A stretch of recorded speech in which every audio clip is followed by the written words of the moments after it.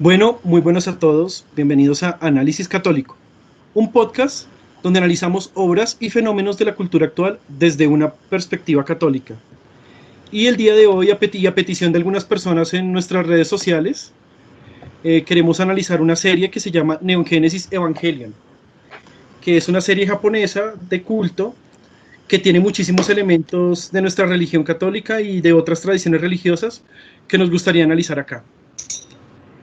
Antes de iniciar, debo advertir a nuestros oyentes, que sé que en su mayoría son católicos, que la serie Neon Genesis Evangelion, que vamos a analizar a profundidad en este programa el día de hoy, contiene escenas y elementos que podrían resultar no aptos para todo público. Así que como tal, si aún no la has visto, dejamos el verla a criterio de cada quien. Sin embargo, el objetivo de este programa no es hacer recomendaciones propiamente, sino profundizar en todos sus aspectos religiosos, psicológicos, metafísicos, teológicos y filosóficos, los cuales esta obra contiene abundantemente, así como aprender un poco más sobre todos estos elementos y también para dar nuestra interpretación como cristianos de una obra que contiene tantos elementos alusivos a nuestra fe. Por tanto, los invitamos a que no se pierdan este programa en el cual sin duda aprenderemos todos. Entonces, pues, quisiera iniciar hablando un poco de la historia de Evangelion. Evangelion trata sobre que existía una raza ancestral, una especie, ya después vamos a ver qué significa y esa raza ancestral, quiénes son, qué significan en ciertas tradiciones. Vamos simplemente a dar un resumen corto de lo que es la serie y luego empezamos a profundizar en sus elementos. Entonces comienzan que hay una raza ancestral de seres semidioses. Y entonces ellos crean unas semillas que se llaman las semillas de la vida y crean otras que se llaman las semillas del conocimiento. Dentro de esas semillas, digámoslo así, colocan una lanza de Longinus, unos papiros o documentos, y eso está como en una especie de luna, y se supone que esas semillas darán lugar a la vida. En donde caigan las semillas de la vida, se dará lugar a seres grandes, con vidas prolongadas, pero con una razón escasa. Y aquellos lugares donde caiga la semilla del conocimiento dará lugar a una vida en donde nacerán personas con capacidad intelectual amplia, capaces de crear civilizaciones, pero con una vida limitada. El tema es que si estas semillas no pueden, la raza ancestral ideó que estas semillas no podían caer las dos en un mismo planeta. Entonces, ¿qué pasó? En la Tierra cae primero una semilla de la vida, en la cual se despierta Adán y sus ángeles. Luego, cuando estos ángeles comenzaron a florecer, ocurre el primer impacto y cae una semilla del conocimiento que contenía a Lilith. Y al caer, ella rompe su lanza de Longinus, por lo que no puede activarse y no puede entrar como en hibernación. Por lo que la lanza que se activa es la de Adán y quien entra en modo de hibernación es Adán. Entonces, al caer Lilith en la Tierra, ella activa su programación, digámoslo así, y elimina la vida que estaba anteriormente y da lugar a la vida humana. Ahí se crea la humanidad y empieza su curso, empieza la historia humana. Luego existe una sociedad, se forma una sociedad secreta gnóstica, luego vamos a explicar qué es el gnosticismo, llamada Sil. Esta especie como de secta gnóstica logra tener contacto con la raza ancestral y encuentra los manuscritos del Mar Muerto. Traducen los manuscritos del Mar Muerto y ahí es cuando conocen que existe la raza ancestral, conocen el tema de las semillas y también se sabe que pronto, digámoslo así, la pausa en la que entra Adán va a terminar. Y Adán va a despertar de nuevo y va a dar inicio a su programación eliminando la vida humana. Entonces ahí es cuando deciden hacer la expedición a la Antártida porque saben que próximamente los ángeles van a despertar y va a despertar Adán y va a eliminar la humanidad. Entonces deciden ir a la Antártida para hacer lo que se llamó como el experimento de contacto, que consistía en reducir a Adán en un estado embrionario para poderlo ocultar de los ángeles. Digámoslo así, que este experimento sale mal en la expedición Katsuragi y ocurre una explosión que es como llamada el segundo impacto y donde mueren casi un tercio de la humanidad o la mitad de la humanidad. En este suceso, luego de este suceso, entonces logran reducir a Adán a un estado embrionario y se preparan para el despertar de los ángeles. Entonces allí se hacen clones de este ser gigante llamado Adán con el fin de combatir las criaturas que según los rollos del Mar Muerto iban a despertar. El objetivo de estas criaturas que llaman ángeles es hacer contacto con Adán a fin de activar su programación y establecerse como la raza dominante en la Tierra. Es por eso que ellos buscan llegar al dogma terminal, porque ellos creen que allí se encuentra Adán. Entonces se hacen clones de este ser para combatir a los ángeles. Y hay un instituto que se llama el Instituto Marduk, es el encargado de seleccionar los jóvenes pilotos que combatirán estas formas de vida dentro, fungiendo como pilotos de los Eva. Se le llama Eva porque surgieron de Adán. El protagonista es Shinji Ikari, un muchacho huérfano de madre, cuyo padre es Gendo Ikari, quien dirige esta organización NERF, encargada del combate contra los seres, contra los ángeles. Al principio, bueno, él siente como miedo de pilotear y renuncia a hacerlo, pero cambia de opinión luego de ver a otra joven, a Rei Ayanami, que pues estaba herida y que tenía como ese ánimo de combatir, entonces él decide pues intentarlo, ¿no? En la primera pelea contra Sachi, el Eleva pierde el control, demostrando que tiene una conciencia individual y que no es un simple robot. Más adelante vienen los demás ángeles y van acompañados de la degradación mental y emocional de Shinji. El objetivo de los ángeles es pues llegar al fondo de la luna negra, lugar que se denomina el dogma terminal, donde supuestamente encontrarán a Adán, a fin de activar su programación y dejar a los ángeles como la especie dominante en la Tierra. El objetivo de Cell es alcanzar la instrumentalización humana, que consiste en la unión de todos los seres con Adán y con Lilith para crear un solo ser divino. ¿Sí? El objetivo de Gendo era revivir a su esposa y juntos dirigir la complementación humana a su manera, en su versión, y crear un mundo según su visión. Y el objetivo de los ángeles, pues, es ser ellos, es eliminar la humanidad y ser ellos, pues, los dominantes, ¿no?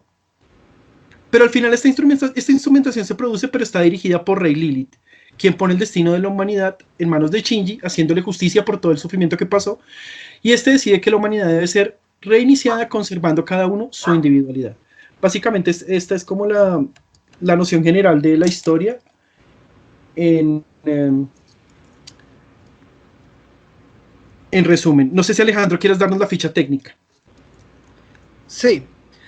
Neon Genesis Evangelion, o como nosotros comúnmente lo conocemos, Evangelion, es una serie de anime creada por el estudio Gainax, estudio que también nos ha traído animes como Karekano y Tengen Toppa Gurren Lagann, y dirigida por Hideaki Anno, de quien ya hablaremos un poco más adelante. En este anime se ven muchas referencias religiosas, psicológicas y filosóficas, pero deberíamos aprovechar eso para explicar que cuando hablamos de ángeles, de Adán o de Lilith, no es de lo que nosotros normalmente conocemos, sino son seres cósmicos. O sea, no son seres celestiales, son seres cósmicos. Vienen del espacio.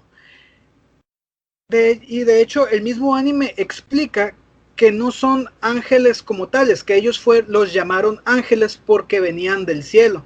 E incluso ponen un poquito en duda de quién es el bueno aquí.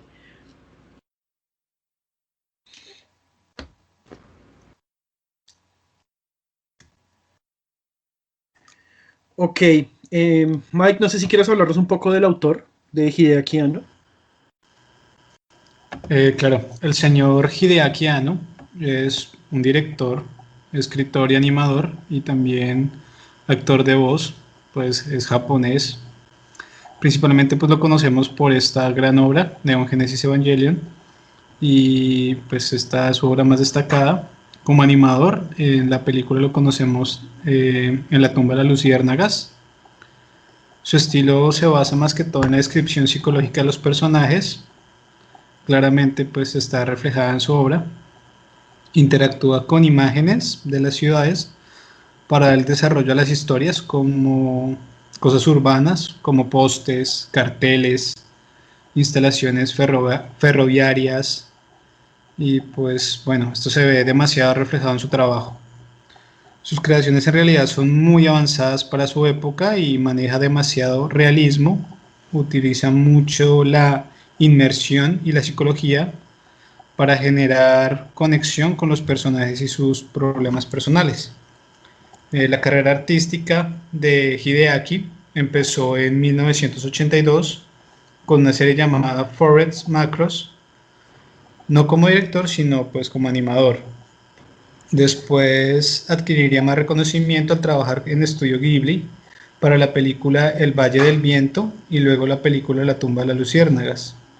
Luego en el año 1982 fundó el estudio Gainax, que es la casa de Neon Genesis Evangelion. Sus primeros trabajos con Gainax fueron Royal Space Force, Gunbuster y Nadie el secreto del agua. Luego pues de esto pasó a Evangelion, que lo llevó a la fama y a una depresión de 4 años.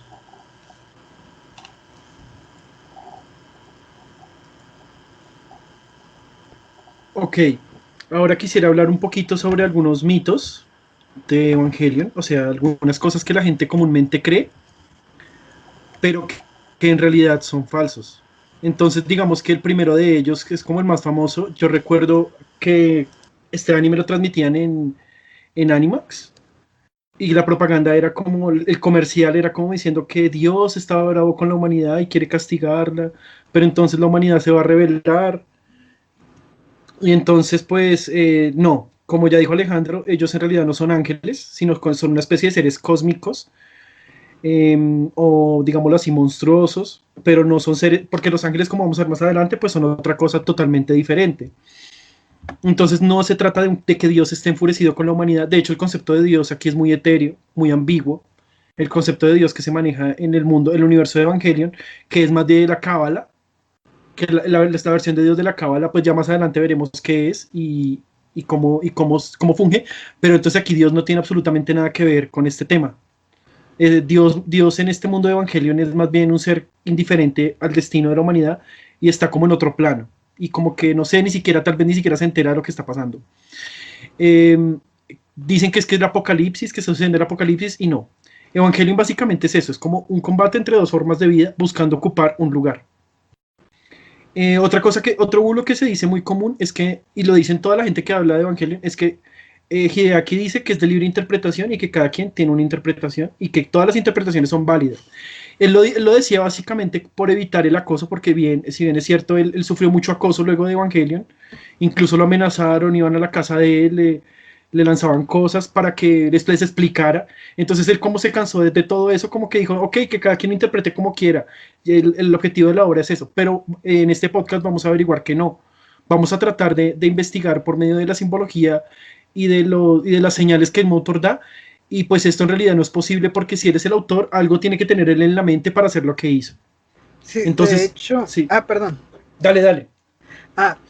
Me tocó leer sobre una entrevista donde él decía que el cristianismo le parecía muy exótico y por eso eligió agarrar ciertas cosas del cristianismo, pero ya cuando uno se pone a estudiarlo y a verlo, no, este tipo sabía cosas. Claro, él dice, sí, en una entrevista yo también la leí, él dijo como no, yo simplemente coloqué eso ahí como porque me parecía exótico, pero vamos a ver que no, que él en realidad tenía un conocimiento y no solo del cristianismo, sino de otras tradiciones. Otra cosa que también dicen, y que otro bulo que está en internet y que gira mucho, pero que no, en realidad no está comprobado, es que en la serie, en los capítulos 25 y 26, tenía muy poco presupuesto y por eso se hizo eso. Se hizo eso así como con recortes, como de calidad, y no. Realmente Hideaki también dijo que él, pues desde un principio tenía pensado hacerlo así. Ok, entonces vamos ahora a hablar un poquito de qué sí son los ángeles, antes pues, de entrar a profundizar en el tema de la simbología. Entonces, Mike, no sé si tú quieres explicar cómo desde nuestro punto de vista católico, qué son los ángeles. Bueno, ¿qué es un ángel? Un ángel es una creación de Dios que es puramente espíritu y es un espíritu bueno, pero está al servicio de Dios y todo el tiempo está presente ante Dios. Según el Catecismo de la Iglesia, citan a San Agustín, que él dice lo siguiente: el nombre ángel indica su oficio, mas no su naturaleza. Si le preguntas a uno qué es, te dirá que un espíritu, y si le preguntas qué hace, te dirá que es un ángel. La palabra ángel significa mensajero, uno que va o enviado. En la Biblia claramente hay en muchas partes, habla sobre los ángeles, tanto como en el Nuevo como en el Antiguo Testamento, ¿no? Por ejemplo, en el Nuevo Testamento, cuando Jesús estaba orando en el huerto, Dios envía a un ángel para confortarle. También cuando Jesús estuvo en el desierto, Dios envió un ángel o envió ángeles para servirle.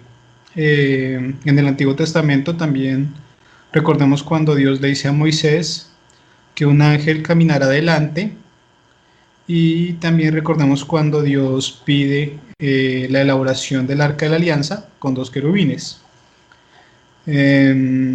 En el catecismo dice que todos los ángeles son de Jesús o le pertenecen a Jesús y que todos fueron creados para Él y por Él.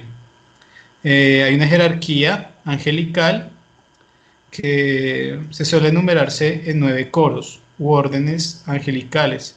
Esta jerarquía se basa en los distintos nombres que se encuentran en la Biblia, y cada 3 coros de ángeles constituyen un nivel jerárquico. Entonces está la jerarquía suprema, que está compuesta por los querubines, por los serafines, por los tronos. La jerarquía media, que está conformada por dominaciones, virtudes y potestades. La jerarquía inferior, que está conformada por principados, arcángeles y ángeles. Y ya, pues los serafines básicamente son los que alaban a Dios, y la palabra serafín significa amor ardiente. Los serafines alaban constantemente al Señor y proclaman su santidad. Para apoyar esto se puede leer Isaías capítulo 6 versículo 2, que dice lo siguiente: unos serafines se mantienen erguidos por encima de él, cada uno tiene 6 alas. Un par se cubre la cara y con otro par se cubren los pies y con el otro aletean. Los querubines son los guardias de las cosas de Dios. Como ya dije, pues aparecen encargados de guardar pues las cosas de Dios, como el arca de la alianza y el camino que lleva al árbol de la vida. Se habla de ellos en el Génesis, en el Éxodo y en la carta a los Hebreos. Ya lo que son las potestades, virtudes, tronos y principados y dominaciones, en la Biblia encontramos estos diversos nombres cuando se habla del mundo angélico. Los principados son los encargados de la repartición de los bienes espirituales. Las virtudes son los encargados de hacer los milagros. Las potestades son los que luchan contra las fuerzas adversas.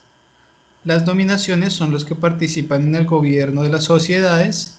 Y los tronos son los que están atentos a las razones del obrar divino. Ya por parte de los arcángeles se llaman, pues les dicen asistentes de Dios, y son los ángeles que están al servicio de nuestro Señor para cumplir misiones especiales. Por ejemplo, está el caso del arcángel San Miguel, que es el que arrojó del cielo a Lucifer y a los ángeles que le seguían y mantienen la lucha contra Satanás y los demás demonios. El nombre de San Miguel significa quien como Dios. Y bueno, ya estaría el arcángel San Gabriel, que significa Dios es fuerte o fortaleza de Dios. Aparece siempre como el mensajero de Dios para cumplir sus misiones especiales, como portar noticias felices. Por ejemplo, el anuncio a la Virgen María, la encarnación del Hijo de Dios. A Zacarías el anuncio de Juan el Bautista. Y bueno, ya nomás así. El arcángel San Rafael, su nombre quiere decir medicina de Dios, y este tiene un papel muy importante en la vida de Tobías, al mostrar el camino a seguir y lo que tenía que hacer. Se le considera patrono de los viajeros por haber guiado a Tobías en sus viajes por la tierra y por el mar. Es patrono de los médicos y por las curaciones que realizó en Tobit y Sara, y es el padre de la esposa de Tobías. Bueno, los ángeles, su misión es ayudar a los hombres a llegar a la salvación eterna, guiándolos y protegiéndolos de los peligros del alma y del cuerpo. Son seres espirituales, no corporales, o sea, no tienen cuerpo, pero se pueden presentar dependiendo de la tarea que Dios les asigne. No es así como pues los pintan a veces, que son unos niños rubios, gorditos, con alas, no. Pues no sé si Francisco me quiere ayudar un poco hablando del aspecto de los ángeles, ya que pues ahorita está de moda que en Facebook colocan unos ángeles como con ojos y como con 5 alas y todos raros. Pues sí, justamente ayer yo subí en el canal de YouTube. Mi canal de YouTube es un poquito más con énfasis como en algunos temas de angelología. Entonces, pues, digámoslo así, que yo que digo en ese en ese programa es que en efecto esa forma de los ángeles no es la adecuada. ¿Por qué razón? Porque los ángeles no tienen como tal un cuerpo, sino que ellos son más que todo seres espirituales. Ellos son espíritus puros y son son más o menos como lo que es nuestra alma espiritual después de la separación del cuerpo en la muerte. Entonces, tal y como dice el catecismo, la existencia de los seres espirituales, pues es una verdad de fe y es algo en lo que creemos nosotros. Y vemos en el libro de los Hebreos, capítulo 1, versículo 14, que ahí dice que no son estos espíritus enviados con el fin de servir a aquellos que han de heredar la salvación. O sea, la Biblia básicamente, en varios pasajes, ratifica esta realidad de que estos seres son de tipo espiritual, carecen de un cuerpo. Fíjate, como dato adicional, la cuestión aquí de la imagen de los ángeles, cómo se maneja, tiene un trasfondo muy curioso. Israel durante el exilio en Babilonia tomó bastantes elementos y uno de ellos fueron las figuras de los querubines y los serafines, entre otras cosas. De hecho, la palabra serafín viene del hebreo saraf, que significa quemarse, arder. Y los cananeos, por ejemplo, los representaban como una serpiente con 6 alas. ¿Por qué serpiente? Porque también saraf era el nombre de las aspides o víboras quemantes. Y el serafín era grabado normalmente en los santuarios, dentro del santuario donde normalmente se colocaba la imagen del dios en cuestión. Y en el caso del templo de Jerusalén, los serafines eran grabados en el Sancta Sanctorum, o en el Santo de los Santos, donde estaba colocada el Arca de la Alianza.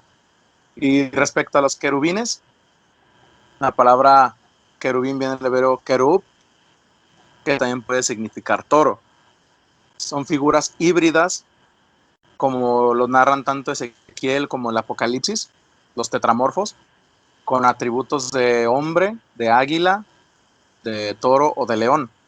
¿Por qué? Porque representan diferentes cualidades. La fuerza y el poder del toro, la majestuosidad del león, la dignidad del hombre y la sabiduría del águila, porque el águila cuando vuela se dice que puede ver todo y es un símbolo de sabiduría. Y también, como otro dato curioso, los querubines eran apostados en las entradas de los santuarios, en las entradas de los templos. Incluso el Arca de la Alianza tenía dos querubines. ¿Por qué? Porque por la misma razón de que eran los guardianes, los querubines anunciaban que estaba ahí la presencia de Dios. Y como dato adicional muy curioso, el hecho de que nuestros querubines sean representados como niños regordetes es porque es un juego de palabras con el hebreo jerabia, que significa jovencito. De ahí que viene nuestro concepto de querubines como angelitos regordetes. Viene de ahí, de la palabra jerabia. Qué interesante. Súper interesante, sí. Sí. Otra cosa de los ángeles, que los ángeles no se transforman en personas. Hay gente que dice, no, es que se transformó en ángel o bajó un ángel del cielo y está conmigo, o que ya está un ángel y bajó del cielo. No, eso no existe. Y si pues hubiera un ángel así, pues hubiera bajado del cielo, pero para cumplir una misión e irse. Tampoco es esto de que el ser humano cuando se muere se convierte en un ángel, no. Eso no pasa, no es como dicen, se murió tal persona, bueno, ahora tengo un ángel en el cielo que ora por mí, no. Eso tampoco es así. No se pueden transformar no se pueden transformar los ángeles en personas y las personas en ángeles. Bueno, y otra cosa es el ángel custodio, el ángel de la guarda. Es este ángel que Dios nos asigna desde el momento de la concepción y la creación de nuestra alma. Apenas pasen estas cosas, Dios nos envía un ángel para estar con nosotros. Acá hay varias cosas con respecto al ángel de la guarda y varias preguntas que se han hecho. Por ejemplo, en la Suma Teológica de Santo Tomás de Aquino vemos muchas de ellas en el Tratado de los Ángeles. Por ejemplo, una de esas preguntas es: ¿por qué si cada uno tiene un ángel de la guarda, por qué el ser humano cae en pecado y no sería culpa de la negligencia del ángel. Entonces, en realidad, pues el ángel siempre nos va a llevar a aspiraciones buenas, ¿no? Al camino recto, pero pues la maldad del hombre silencia la voz de nuestro ángel de la guarda. Y esto mismo pasa con Dios. Dios a cada uno nos dio pues la facultad y dejó impreso en nosotros una moral básica, por así decirlo, del bien y del mal. Pero pues cada quien decide qué hacer y por eso cada vez el pecado silencia más esta voz. Incluso pues deberíamos valernos de este ángel para pedir que nos aleje del pecado. Por ejemplo, nuestro ángel de la guarda nos ayuda muchas veces a salir de los vicios si pedimos su ayuda. Esto lo digo por testimonio con respecto a un vicio que tenía. Y pues yo le pedí a mi ángel de la guarda que pues me apartara de estas cosas y él, claro, me ayudaba a apartarme de escenarios o momentos donde podía caer en vicio. Incluso también aparta personas o cosas que no nos convienen si pedimos su ayuda. Otro es que si un hombre es capaz de cuidar a una persona porque un ángel solo cuida a una persona, no se supone que pues, los ángeles son superiores y con un solo ángel bastaría para cuidar a millones de personas. Pues con respecto a esto, incluso hay personas que tienen más de un ángel, no menos, porque pues con respecto a la divina providencia de Dios, algunos están destinados a más cosas y otros a menos. Tengamos en cuenta lo que dice Eclesiastés capítulo 33 del versículo 11 al 12, que dice lo siguiente: con su gran sabiduría los distinguió el Señor y les fijó diferentes destinos. A unos los bendijo y los ensalzó y a otros los maldijo y los humilló. Entonces, en este orden de ideas no es lo mismo cuidar al Papa Francisco que cuidarme a mí, ¿no? A pesar de que pues, los dos somos creados por Dios y su justicia y en él no hay desigualdad, obviamente pues no es lo mismo. Otra cosa que pues no está ahí en la suma teológica, pero que la gente pregunta que por qué es necesario los ángeles si Jesús es el único mediador, como le dice Pablo. La respuesta sería, según la Biblia, es que en varias ocasiones, primero un ángel fue el encargado de dar la buena noticia a María sobre el nacimiento de Jesús. O sea, un ángel es mediador entre Dios y el hombre. Y segundo, en Hebreos capítulo 1, versículo 14, que como citó Francisco, es que no todos ellos son espíritus servidores con la misión de asistir a los que han de heredar la salvación. Pues acá claramente dice que los ángeles están en nuestro auxilio para lograr la salvación, o sea, están mediando y ayudando en este plan. También podemos leer en Salmos, el Salmo 90, versículo 11, que dice: enviará a su ángel para que te guarde en todos tus caminos. Y en Mateo capítulo 18, versículo 10, dice: sus ángeles en el cielo. Dice: grande es la dignidad de las almas cuando cada una de ellas, desde el momento de nacer, tiene un ángel destinado para su custodia. Sí, digamos que ahí para complementar, pues también vale la pena aclarar en qué momento, según la creación, fueron creados los ángeles. Vemos en Génesis 1:3 de capítulo 1, versículos de 3 al 5, dice: hágase la luz. Y hubo luz, y Dios vio que la luz era buena, y Dios separó la luz de las tinieblas. Y Dios llamó a la luz día, y a las tinieblas la llamó noche. Y fue la tarde y la mañana un día. Vemos cómo en este primer día Él crea una luz de Dios. Pero esa luz no es la luz del sol o la luz de los astros, porque en el cuarto día Él crea los astros, sino que se refiere a una luz intelectual. Los ángeles, la naturaleza de los ángeles es esa, por eso es que ellos son intelecto puro y son personas que tienen una conciencia de sí mismos y de los hechos y tienen una personalidad propia, y cada ángel es distinto uno de otro. Por eso es que esas interpretaciones de los ángeles que parecen como monstruos que están girando en Facebook, que tienen muchas alas, ojos, son ruedas, digamos que Dios colocó, como nos explicó Guillermo, algunos símbolos, pero eso era con respecto a su actitud o a su misión. Sí, por eso es que no es correcto esa interpretación de los ángeles como monstruos. ¿Sí? Santo Tomás tenía una explicación y él decía que ellos eran algo así como el aire, que por sus características pues no conserva la figura ni el color, pero a veces puede condensarse. Que te interrumpa. Dime. Sí, disculpa. Los ojos, los cuerpos llenos de ojos son un símbolo del conocimiento, de sabiduría. El ojo es un símbolo de la sabiduría y también se puede decir, del corazón del hombre. Y porque por ellos eso, al pueden decir ver. que están llenos de ojos, significa que tienen sabiduría, que tienen mucha sabiduría. Incluso en el Apocalipsis también se dice que los tetramorfos están llenos de ojos. O sea, pueden ver todo, tienen sabiduría, tienen un conocimiento absoluto. El cordero también en el Apocalipsis dice que tiene 7 ojos, que es un símbolo de conocimiento pleno, porque el 7 es símbolo de perfección y plenitud, es decir, él tiene el perfecto. Mientras todos están llenos, él tiene un número totalmente definido. Además de que también 7 cuernos, que el cuerno es símbolo de poder. O sea, que tiene todo el poder. El cordero tiene todo el poder. Incluso en el canto de Zacarías dice, Señor, en griego dice, tú nos has levantado un cuerno de salvación, es decir, una fuerza, un poder de salvación. Por eso las cuestiones de los ojos, además de que también en la iconografía judeo-persa, cada jerarquía de ángeles se distingue por sus alas, tal y como decía hace rato Michael. El estado menor, lo que son la primera jerarquía, tienen 2 alas. La siguiente jerarquía tiene 4 y los siguientes tienen 6. El número de alas define su jerarquía. Ahora sí continúa, Raúl, disculpa. No, dale, esto estuvo bien.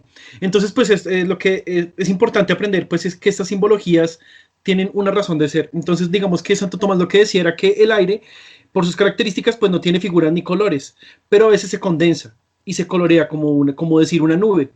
Y así es que los ángeles pueden asumir un cuerpo etéreo y condensarlo por virtud divina cuando sea necesario para ser asumidos. Vemos que la Biblia tiene multitud de ejemplos.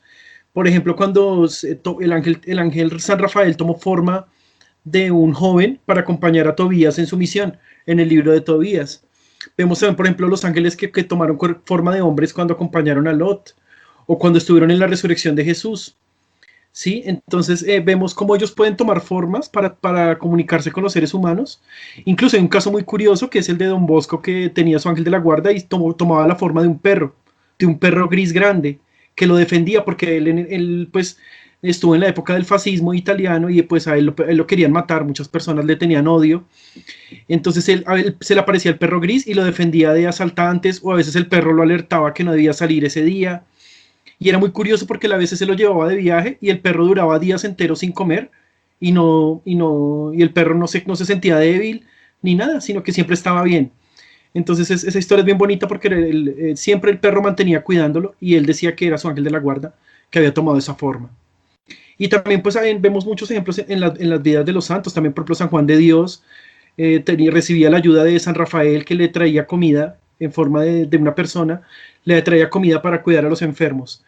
Y en la tradición de la iglesia hay un montón de casos. Yo quiero contar pues el caso de una amiga de mi comunidad que estuvo ahorrando para un viaje con unos amigos mucho tiempo, y ya cuando llegó el día sintió la voz fuerte, ella pues devota de su ángel de la guarda: no vayas a ese viaje, no vayas a ese viaje.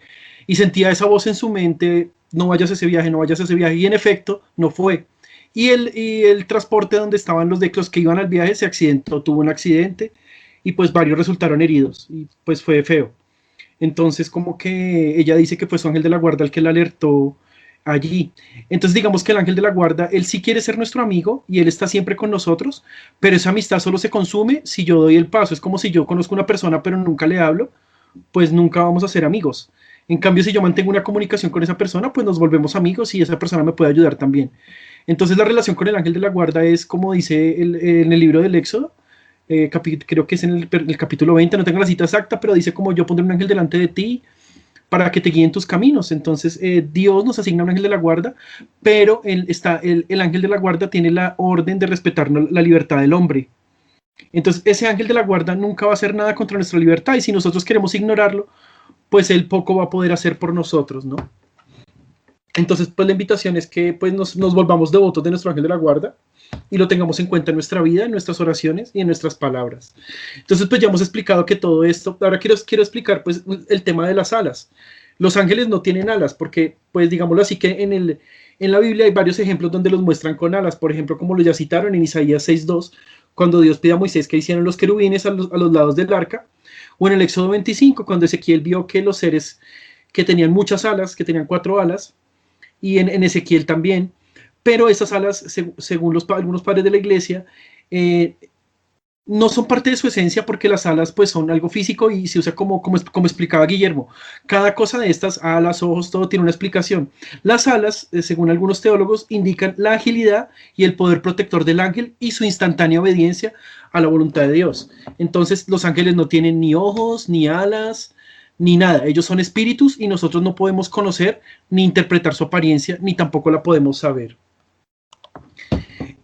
Ya para terminar esta parte como de nociones generales sobre los ángeles, quisiera contar si los ángeles pues ellos aman a los hombres, y la realidad es que sí, ellos sienten amor hacia los hombres porque Jesucristo nos amó primero, ¿sí? Y porque nosotros somos hechos a imagen y semejanza de Dios.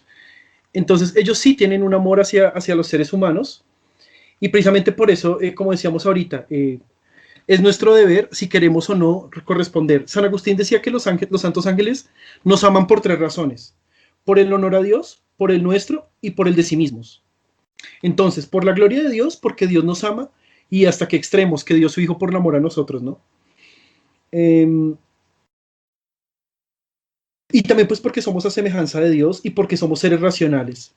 Por razón de ellos mismos, porque quieren que ocupemos los tronos de gloria que eran de los ángeles que cayeron. Sabemos que, según nos habla el Apocalipsis, hubo una batalla en el cielo y algunos de los ángeles cayeron.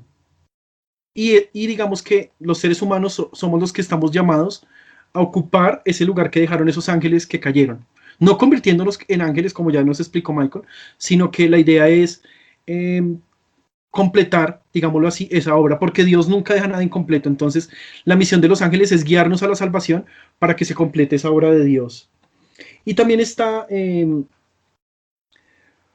para ocupar este lugar. Y también dice San Agustín que formamos con los ángeles una única ciudad de Dios. Parte de la ciudadanía peregrina en nosotros y otra en ellos. De la soberana ciudad de Dios. Por eso cuidan de nosotros y son deseosos de que seamos felices junto con ellos. Entonces ellos saben que nosotros seremos también ciudadanos de la ciudad de Dios. Él explica esto en su libro La ciudad de Dios. Y por eso pues ellos sienten empatía y cariño por nosotros, los seres humanos. Entonces, pues, Guillermo, me gustaría que nos explicaras pues alguna de la simbología que tiene la serie desde el punto de vista de otras tradiciones religiosas, que nos explicaras primero un poco qué es la cábala, qué es el gnosticismo, y la definición de otras tradiciones, y más o menos cómo Evangelion se compagina con ellas. Sería interesante. Pues, bueno, primero que nada, mi impresión personal de Evangelion fue que a mí me encantó. De hecho, fue una motivación para estudiar más a fondo la Biblia, para estudiar más a fondo el judaísmo, para estudiar más a fondo el cristianismo, y de ahí se me fueron abriendo más horizontes, y puedo decir con toda humildad que sí entendí Evangelion. Pero bueno, vamos al grano. Evangelion tiene un trasfondo muy interesante basado no solamente en la Biblia, sino también en diferentes tradiciones judeocristianas, sobre todo judías, los llamados Targumim, o las traducciones arameas de la Biblia, los Midrashim o interpretaciones, y también algunas otras tradiciones. Hay bastantes elementos muy, muy, muy interesantes en Evangelion, porque, por ejemplo, se menciona a Dios, pero de una manera indirecta. Nadie prácticamente le habla a Dios. ¿Por qué? Porque se maneja de una manera conceptual. Dios es un concepto. Dios en Evangelion, como en muchos otros animes, inclusive como ya se vio en Angel Beats, Dios es un concepto. Dios es un ser, se puede decir comillas, impersonal, una especie de energía que se maneja, que está ahí, pero no tiene una manifestación palpable. Varias cuestiones hay aquí en Evangelion, varias. Una de ellas tiene muchísimos simbolismos. Por ejemplo, hay ternas de 3, Por ejemplo, se puede hablar de trinidades. Por ejemplo, la familia Ikari, Gendo, Yui y Shinji. Hay 3 Rei, que son la misma. La supercomputadora Maggie, son 3 supercomputadoras que forman una sola. Los EVAs principales son 3. También prácticamente los dirigentes de NERV también son 3. Gendo, Ritsuko y Misato. Los amigos de Shinji son 3. Los pilotos de los EVAs son 3. Los EVAs principales son 3. Lo cual es bastante curioso y revelador. ¿Por qué? Porque Hideaki Anno no pudo haber puesto las cosas tal y como dijo Raúl, las cosas al azar. Sabía perfectamente lo que hacía. ¿Por qué? Porque también además el 3 es un símbolo de plenitud. Es una cosa plena. Además de que otros conceptos, por ejemplo, Adán, tal y como se maneja, los ángeles, lo que es llamada la raza ancestral, está basada en lo que llaman en el judaísmo y otros conceptos, se le llama la raza antediluviana, es decir, los gigantes. Se mezcla a los ángeles de Evangelion, se mezcla con los nefilim o vigilantes que aparecen en el libro de Enoch y también en el Génesis, que son ángeles que se enamoran de mujeres y se juntan con ellas y dan a luz gigantes. Y podría decirse de alguna manera que estos ángeles son una mezcla de ambos conceptos. Aunque también hay tradiciones judías que dicen, por ejemplo, que Adán era un gigante de luz.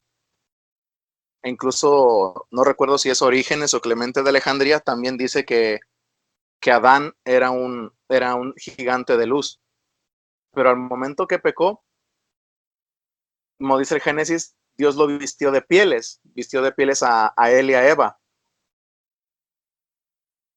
Y estos comentaristas lo interpretaron como que les dio un cuerpo humano que encerró toda la gloria que habían recibido de Dios.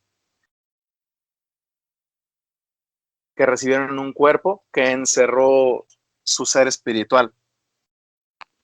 De hecho, ya lo mencionó también Raúl, cuando los seres humanos, se puede decir de alguna manera que embotellaron a Adán al hacerlo carne en un embrión, y eso desencadenó el segundo impacto. Es decir, lo hicieron carne a Adán, que era un gigante de luz. También está inspirado en esta cuestión. Qué pena te interrumpo ahí.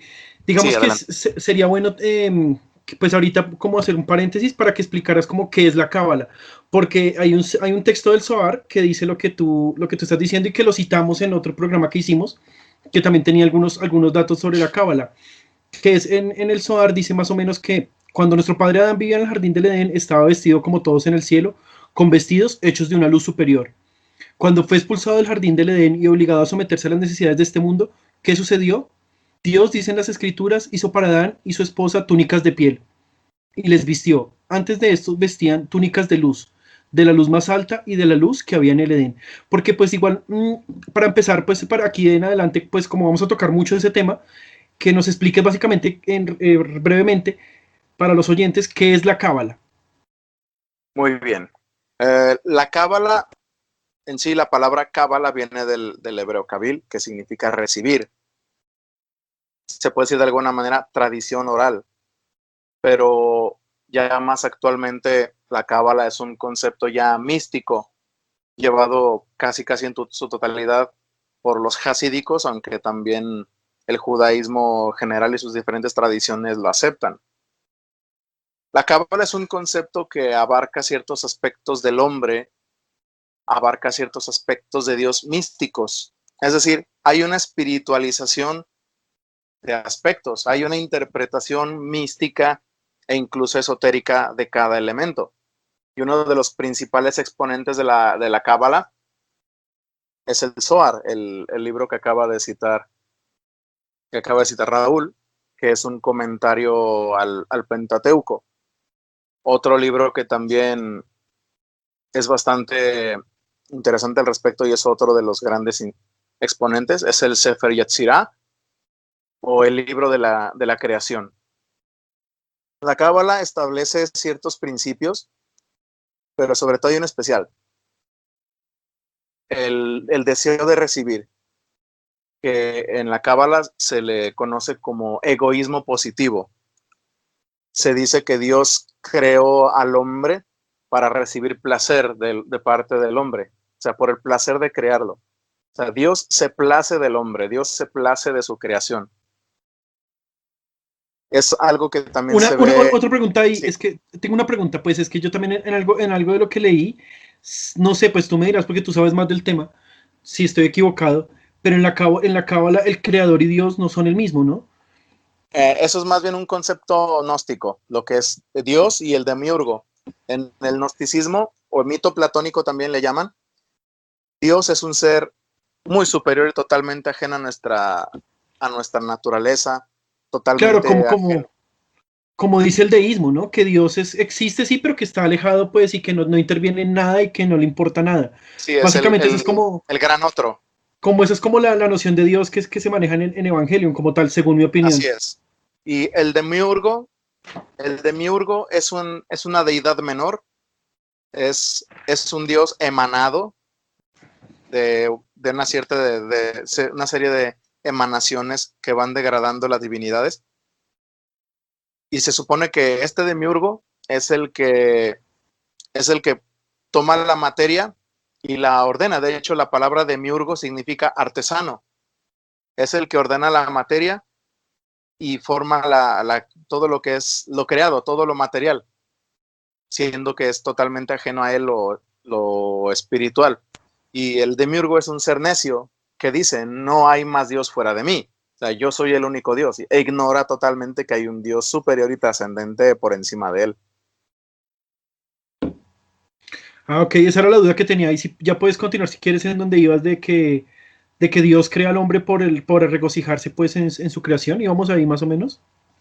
Sí, igual agradeceré sus intervenciones para cualquier cosa, para enriquecer, porque pueden olvidarse algunas cositas y les agradecería sus intervenciones.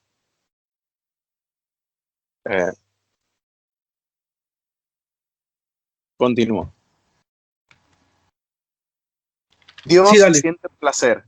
siente placer de su creación. Y en ese comillas, egoísmo positivo, es que crea al hombre. Y crea al hombre para ser de esa manera, para recibir placer, para recibir satisfacción. Y el bien es ese deseo de recibir. O sea, yo hago bien para recibir una satisfacción, aunque sea implícita. Y una de esas cosas, de este concepto que se notan en Evangelion, por ejemplo, sobre todo en Evangelion 2.0 de Revoil, es cuando Shinji salva a Rei de Zeruel. Porque él lo hace de hecho, ahí mismo lo dicen, es el egoísmo el que provoca el tercer impacto. Es decir, hace el bien, ¿por qué? Por el bien que le produce a él Rei. O sea, Shinji se siente bien con Rei. Rei lo hace sentir bien. Y por eso es que la salva. Incluso también se aborda muchísimo por qué. Shinji lo hace todo por satisfacción. ¿Por qué? Porque quiere reconocimiento. O sea, Shinji no se sube a la Eva más que para recibir reconocimiento, para ser reconocido, como él mismo dice, para saber que existe. El reconocimiento es lo que le da su valía. Asuka también hace lo mismo. También lo hace para recibir reconocimiento, para cubrir sus huecos emocionales. Claro que ahí yo veo, la diferencia que yo veo entre ellos dos es que Shinji lo hace como por el papá, por el reconocimiento, pero no de todo el mundo como tal. O bueno, de los que están como cerca. En cambio, Asuka sí quiere como una fama más universal, o sea, como más global. Es como como lo veo en ese aspecto. Como la diferencia Claro. entre los dos tipos de reconocimiento que ellos quieren.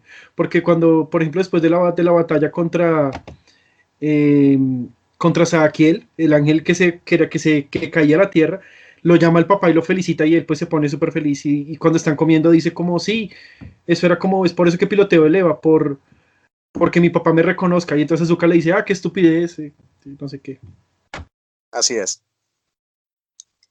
Y esa sensación aparece muchísimo en Evangelion, pero sobre todo en la película 2.0 es que se puede ver todavía más. Otro elemento muy, muy interesante de Evangelion es la inclusión de Lilith. ¿Quién es Lilith más que nada? Lilith es, en el folclore judío,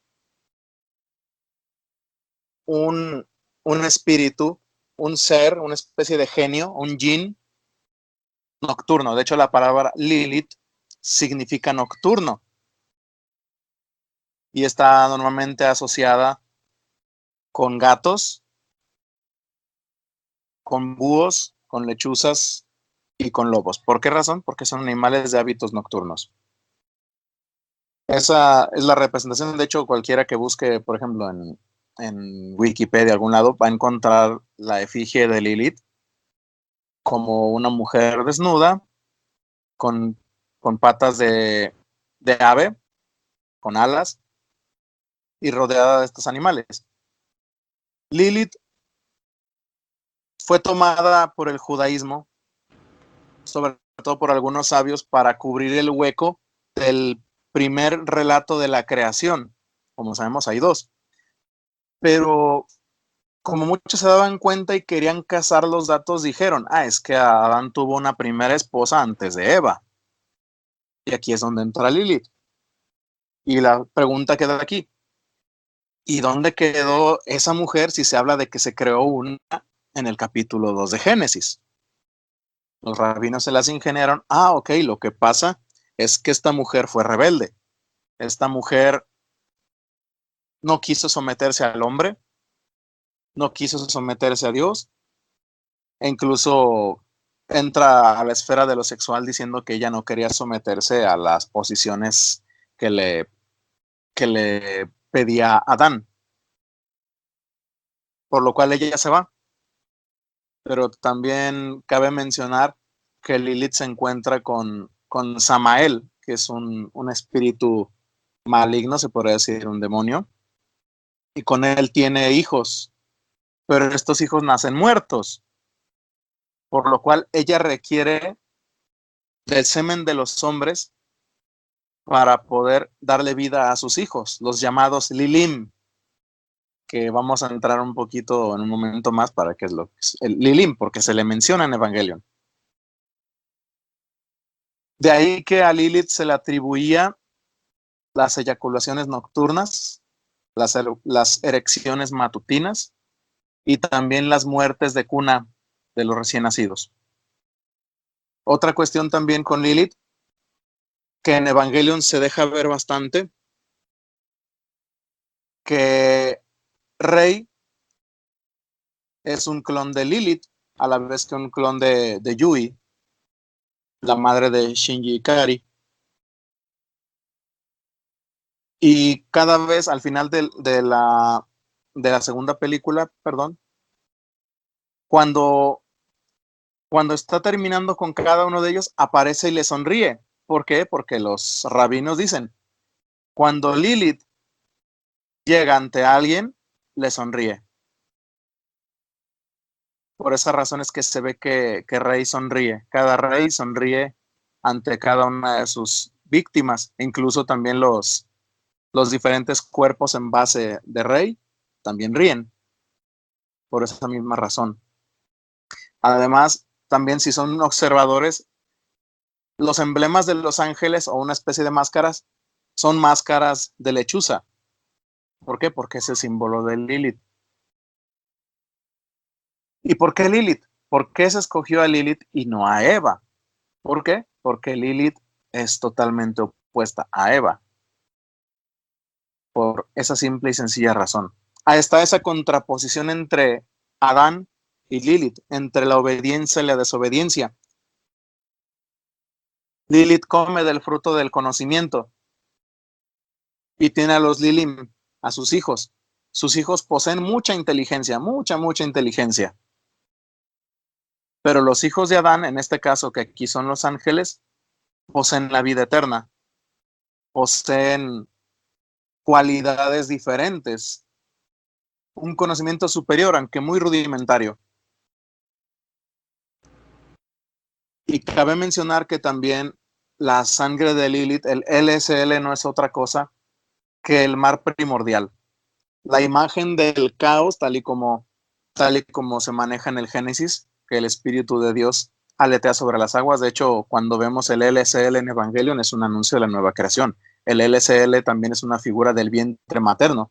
Prácticamente los pilotos dentro del entry plug o la cabina de contacto, los pilotos están dentro de un útero, incluso el Eva sujetado por un cordón umbilical.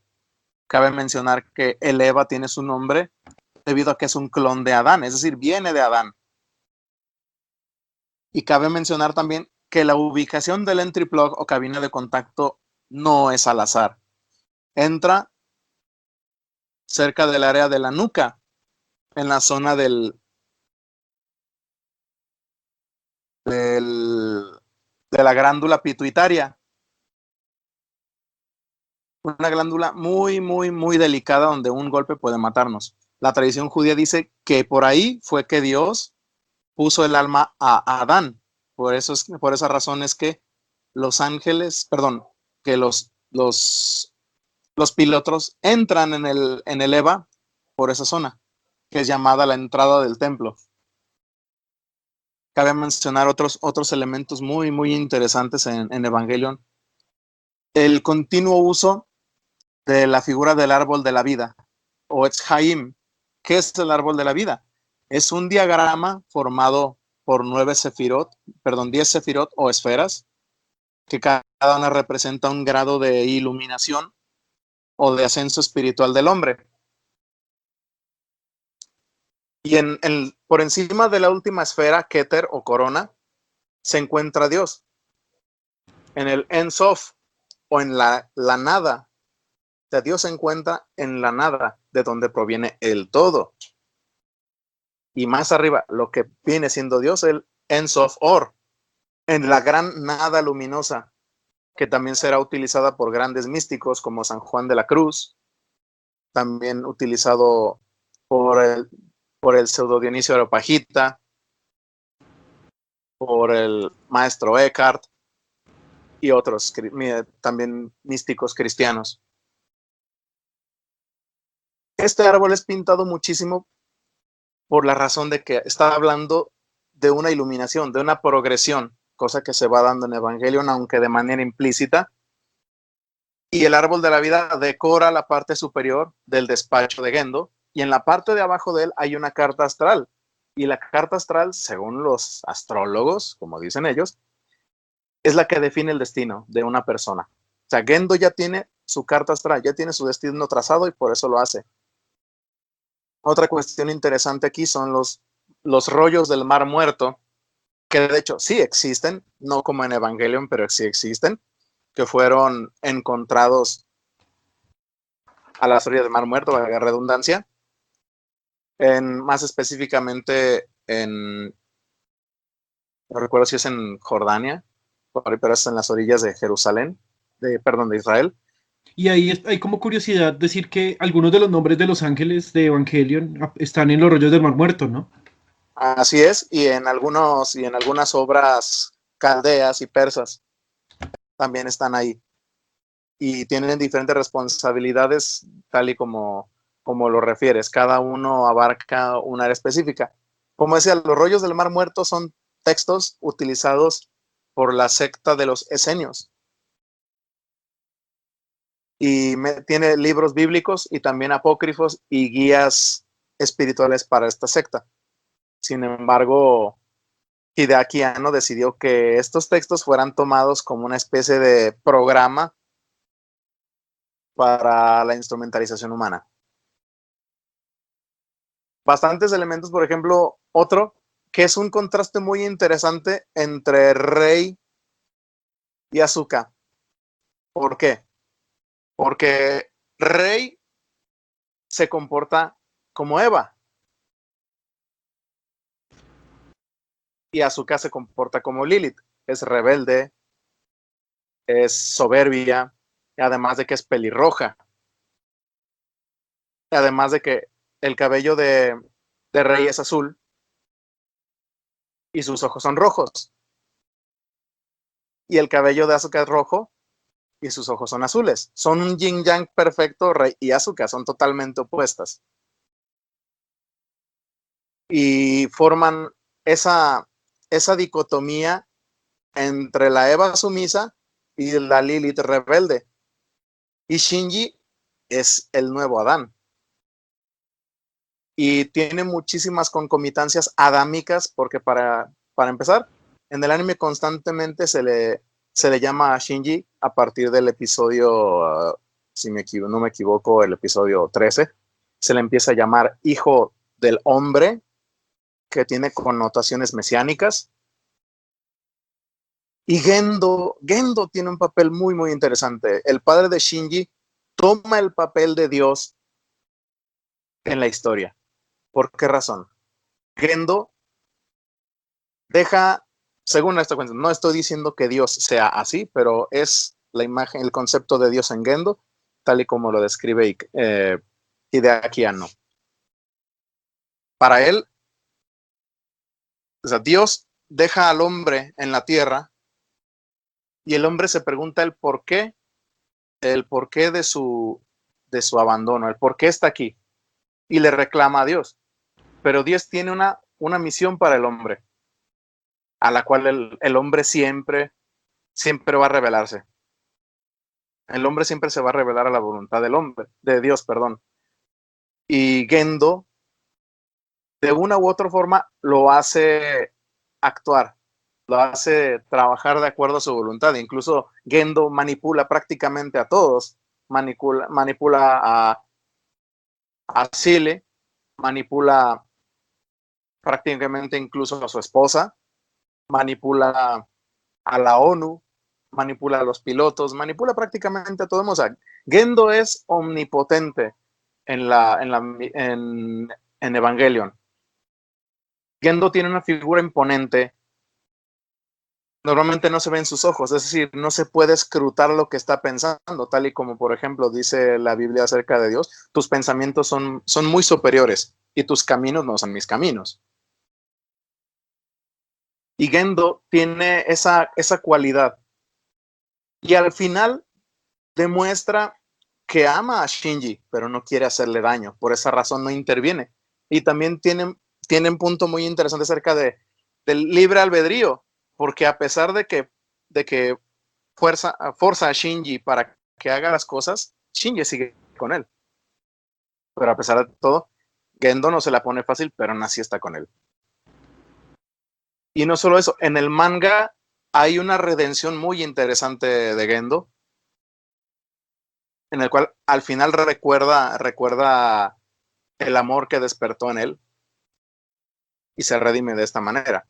Hay una figura también, cambiando un poquito de tema, el árbol aparece muchísimo. Ya habíamos mencionado el árbol de la vida, pero también aquí ya estamos hablando del concepto bíblico. Están dos árboles: el árbol del conocimiento del bien y el mal. Bien y el mal es una dicotomía propia de las lenguas semitas, donde no hay absolutos. O sea, por ejemplo, ahí no puedes decir todo, sino que vas a ir arriba y abajo, puedes decir bien y mal, puedes decir bueno o malo, puedes decir sucio o limpio, pero no hay un concepto absoluto. Es decir, el conocimiento del bien y mal es el conocimiento absoluto, conocimiento total. Y el árbol de la vida es el que da la inmortalidad. Es, como se decía en Canaán y en Mesopotamia, es el fruto de los dioses, que únicamente pueden acceder ellos, que es también un paralelo muy interesante con el árbol de las manzanas doradas del jardín de las Hespérides, del mito griego. En Evangelion, el árbol de la vida es exclusivo de Adán. ¿Por qué? Porque Adán permanece en el paraíso en la óptica de Evangelion, mientras que Lilith no. Ella come del árbol del conocimiento, y sus hijos, los Lilim, que de hecho también son los nocturnos, los Lilim comen también del fruto del conocimiento, desarrollan civilizaciones, desarrollan inteligencia, desarrollan tecnología, mientras que los ángeles, como se menciona en Evangelion, son una especie de humanos, son una especie de humanos, pero humanos como pudieron haber sido, es una evolución alternativa, como pudieron haber sido los seres humanos, pero humanos eternos. O sea, tienen un aprendizaje increíble, pero sin embargo no tienen tanto conocimiento como el hombre. De hecho, Gendo dice que el ser humano es cobijado por la tecnología. El ser humano, dice Gendo, se oculta de Dios mediante la tecnología. Y otras cuestiones muy, muy, muy profundas, por ejemplo, el cuarto de Goff, la sala de Goff, que es donde se guardan los clones de Rey Ayanami. La sala de Goff aparece en el folclore judío, que es donde Dios da a cada cuerpo su alma antes de nacer. O sea, todos, según el folclore judío, todos los seres humanos pasamos por la sala de Goff, donde se nos hace asignada un alma para ser seres vivientes. Claro, es por eso también que cuando hablan de los impactos, dicen que se abrieron estas puertas, que cada vez que hay un impacto, se abren estas puertas Se abren las puertas de los cielos. Que también abrirse las puertas de los cielos es una expresión bíblica para hablar. Dios está aquí. O sea, se está manifestando Dios. Pero en este caso estamos hablando de que para decir se abrieron las puertas, viene algo grande, viene un pez gordo por aquí. Y como decía, Evangelion tiene muchísimas cosas. Las películas ni se diga, tienen una abundancia de imágenes que sería imposible abordarlas, creo que en un solo día completo con sus 24 horas. Pero las películas tienen un toque muy especial, sobre todo la segunda, el fin de Evangelion o The End of Evangelion. Sobre todo al momento del tercer impacto. ¿Por qué? Porque Shinji, él es el que define cuál es el destino de la humanidad. En la Cábala se menciona que la decisión del hombre influye en todo el mundo, en todo. La decisión del hombre influye en todo y en todos, a tal punto que se menciona que si un hombre hace el bien, es como si todos los seres humanos hubieran hecho el bien. Y Dios juzga a todos con la medida de ese hombre que hace el bien. Y esa afecta a todo. Lo que hace Shinji afecta a la humanidad. Da todas las herramientas. ¿Por qué? Porque Shinji ha sido divinizado, se menciona. Incluso el Eva aparece con 12 alas. ¿Por qué 12 alas? Porque el 12 es el símbolo, además, símbolo de un pueblo. Se dice que los dioses únicamente son los únicos que pueden tener 12 alas. De manera que el Eva y también Lilith desarrollan 12 alas en señal de divinidad, o sea que pueden hacer proezas enormes. Y menciono un poquito respecto a lo de la decisión de Shinji tomando un pequeño extracto del Talmud, donde se habla de Adán. Lo leo en este momento. Por eso fue creado Adán único en el mundo. 1. Para enseñar que todo el que destruye una sola vida se le cuenta como si hubiera destruido el mundo entero, y que todo aquel que mantiene una sola vida se le cuenta como si hubiera mantenido un mundo entero. 2. En razón de la paz social, para que nadie pueda decir a su prójimo, mi padre es más ilustre que el tuyo. 3. Para proclamar la grandeza del Rey de Reyes, el Santo, bendito sea, pues el hombre acuña 100 monedas con un mismo sello y todas se asemejan unas a otras. Pero el Rey de Reyes, el Santo, bendito sea, ha acuñado a todo hombre con el sello del primer hombre, y ninguno se parece a su prójimo. Por esta razón, todos y cada uno están obligados a decir, el mundo ha sido creado por mí. 4. Para que no se atrevan a decir, ¿qué tenemos nosotros que ver con tal problema? Es por lo que está dicho, si el testigo lo haya visto u oído, si no lo denuncia, incurre en falta. Y 5, para que no se atrevan a decir, ¿Qué mi responsabilidad? ¿Qué responsabilidad tenemos nosotros en la sangre de este? Es por lo que está dicho, cuando los perversos perecen, se alboroza la ciudad. En esta óptica es que está basada la decisión de Shinji Ikari. ¿Por qué? Porque lo que hace un hombre es como si lo hiciera toda la humanidad. Aquí por eso la decisión de Shinji es tan importante en Evangelion, porque si él con su palabra, con su decisión, afecta a la humanidad, o la deja convertida en un mar de LSL, en un solo individuo sin identidad, o la deja tal y como estaba, en individuos separados. Cabe aquí mencionar también el campo AT. ¿Qué es el campo AT? AT es la abreviatura de Absolute Terror o terror absoluto, que implica el miedo del hombre de acercarse a otros. Otros lo manejan como la individualidad, otros que es la intimidad, pero la palabra tal y como se indica en Evangelion es el miedo del hombre a abrirse a los demás. Por eso es una protección. No voy a permitir que nadie entre en mi espacio privado, no voy a permitir que nadie entre en mi corazón, que entre en mi mente. Ese es el campo AT. Y hay muchísimos más elementos imposibles de abordar en una sola sentada que aparecen en Evangelion, pero se mencionan mucho. Por ejemplo, la presencia de cruces. Ya de por sí estamos hablando de símbolos de salvación. Cada ángel, cuando hay una explosión cruciforme, es decir, con forma de cruz. ¿Por qué? Es una señal de martirio, de testimonio, a la vez de que es una señal de que están cumpliendo con su misión a pesar de morir. Y tiene también el sentido de la presencia de Dios. Aunque, como sabemos, Dios es el ausente omnipresente de Evangelion. Porque si bien en la serie el final es a causa del hombre, las películas últimas es Dios tomando la última palabra, aunque no hable.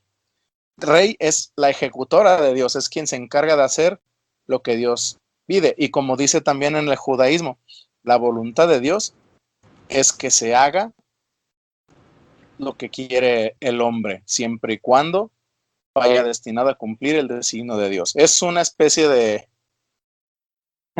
círculo esto, pero es una función de quereres. Lo que Dios quiere es lo que el hombre quiera, siempre y cuando sea lo que Dios quiere. No sé si alguno quiera agregar algo aquí, se lo voy a agradecer. Sí, yo tengo dos. Iba tachando las que ibas diciendo. Yo tengo dos.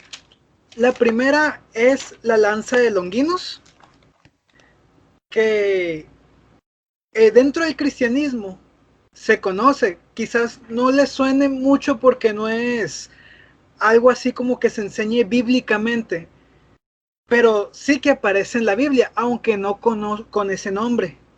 Longinus, según la tradición, era el nombre del soldado que le clavó la lanza a Jesús. Entonces ya podemos ir encontrando cierta relación con el cristianismo. Tenemos la lanza que atravesó a Cristo cuando estaba crucificado. ¿Y cómo es como encontramos a Adán? Adán lo encontramos crucificado con la lanza clavada en su dorso. O sea, es súper referente. Así es, pero hay unas tradiciones muy curiosas, sobre todo judías, que dicen que la lanza lo que hizo fue rematar a Jesús. La lanza lo remató. La Biblia dice que fue para comprobar que ya estaba muerto, mientras que algunas tradiciones judías dicen que con la lanza se le remató. Por esa razón es que la lanza sella a Lilith y a Adán. Por esa razón es que pasa esto. Además de que también Longinos aparece en varias tradiciones, sobre todo en libros apócrifos, en lo que se llaman los textos de la pasión. Aparece, por ejemplo, en el Evangelio de Nicodemo, aparece en las actas de Pilatos, en la Vindicta Salvatoris o la venganza del Salvador, y en otros textos apócrifos aparece Longinos y se le menciona como tal. Incluso se dice que Longinos era un soldado visco, o con estrabismo, y al momento de perforar el costado de Jesús, cayó sangre sobre sus ojos y quedó curado. De hecho, es algo que se ve en la película de la Pasión de Cristo. No sé si se hayan dado cuenta, pero le cae sangre en los ojos y se observa como que quedó curado de la vista. Yo nunca me había dado cuenta de eso, pero sí pasa algo parecido en Ben-Hur, por lo menos en la última, que siempre me he preguntado qué tiene que ver con la Cuaresma, y en esta última readaptación hacen que la sangre de Cristo caiga sobre el lugar donde tenían a los leprosos. En este caso estaba la madre de Ben-Hur y ella queda curada. Se me hizo un super Deus Ex, pero bueno. Fíjate, a esto tiene una razón de ser. Tiene una razón de ser. Hay algunas citas del Talmud que dicen, el Mesías ya vino, pero habita con los leprosos, los atiende y los sana. De ahí esta imagen es que viene la imagen de la sangre de Jesús corriendo hacia los leprosos. Uy. Pues yo quisiera contar algo, un paréntesis súper corto. Algo que me ocurrió una vez yo por querer lucir de artista. Entonces con unos amigos estábamos en misión en un pueblo de acá de mi país. Y entonces yo por hacerme de artista me puse a hacer sangre falsa para la representación de la pasión. Con chocolate y con salsa de tomate y otras cosas. El caso es que quedó parecida. Entonces al que hacía de Longinus le puse en la lanza una bolsita para que estallara cuando él se la pusiera a Jesús, llena de esa sangre falsa.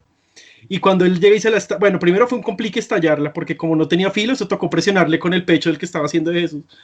Hasta que por fin estalló y justo le cayó en los ojos. la sangre fue... Mira qué coincidencia. Sí.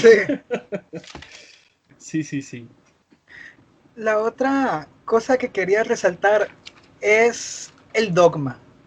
Literalmente dogma. Dogma es el nombre de los cuarteles, el nombre clave de los cuarteles donde se encuentran pues los evas, los soldados y los científicos y básicamente todos los personajes principales y secundarios del anime.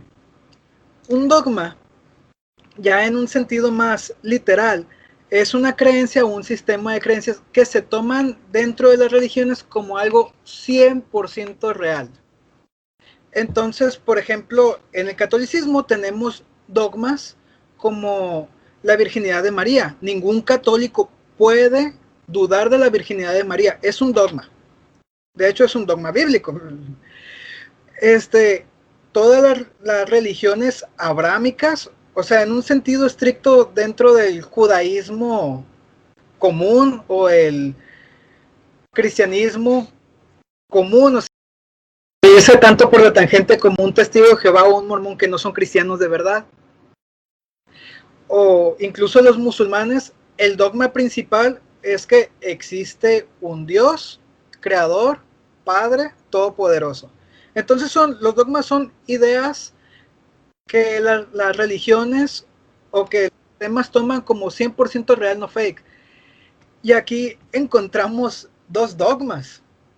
Pero en este caso los dogmas son edificaciones. Está el dogma central y más profundamente el dogma terminal. Y son los que básicamente van dictando qué es lo que se hace y qué es lo que no se hace por parte de los protagonistas y por parte de básicamente todo lo que pasa en esa parte de Tokio, en toda esa parte de Japón. Entonces, dentro del dogma tenemos al tipo que se cree Dios, los tipos que mandan a matar ángeles, los que dicen qué es lo correcto y qué es lo incorrecto, y van convirtiendo el dogma central en una serie de dogmas. Entonces, ellos son los que van marcando realmente qué es lo que se hace, qué es lo que no, qué es lo que se cree y qué es lo que no se cree. Y luego está el dogma terminal, algo que está en las profundidades.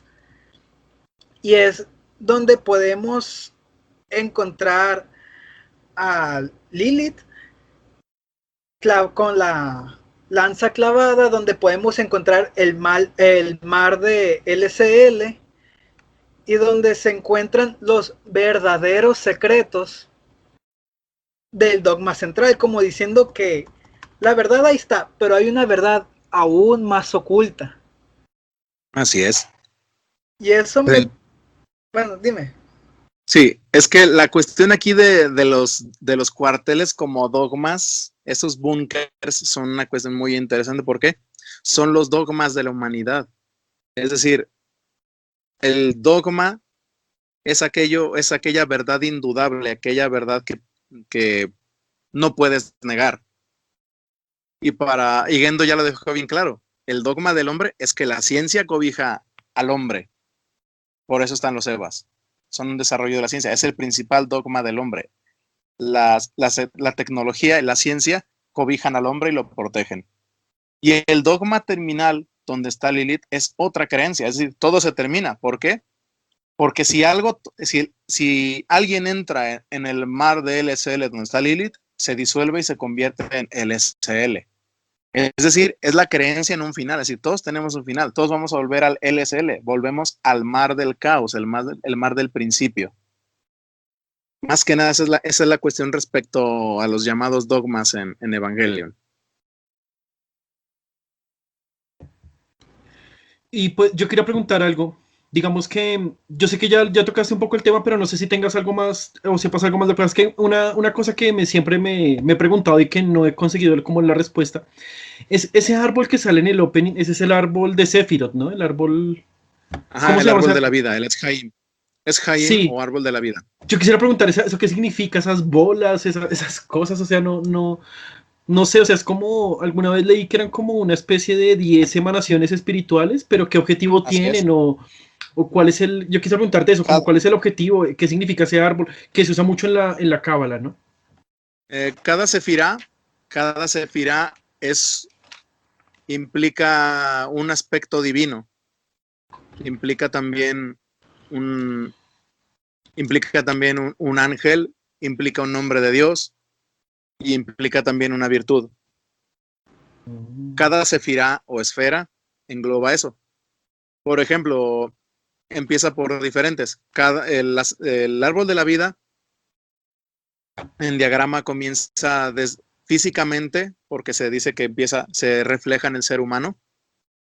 Comienza en el pubis, en nuestro sexo, donde está la sefira Malhut o reino, es decir, el dominio del hombre, el dominio de los instintos naturales del hombre. Por esa razón se empieza desde ahí. Desde ahí se va ascendiendo. O sea, cada sefira abarca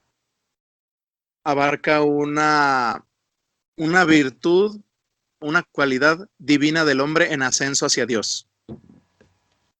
O sea que como que a medida que va adquiriendo esa cualidad se va volviendo más semejante a Dios, por decirlo así. Así es, así es. Ok. De hecho, por ejemplo, también cuando se habla de que el hombre es creado a imagen y semejanza de Dios, se dice que es hecho a imagen de Dios. ¿Por qué? Porque Cristo es la imagen visible de Dios. Y dos, a su semejanza. ¿Por qué? Por la santidad de Dios. Como así se dice en Oriente, el hombre no se salva, sino se diviniza. Es decir, Dios le comparte de su divinidad para ser realmente su hijo. Por eso es que le dicen también a la cruz el árbol de la cruz. Así es. Relacionándolo con el árbol de la vida también.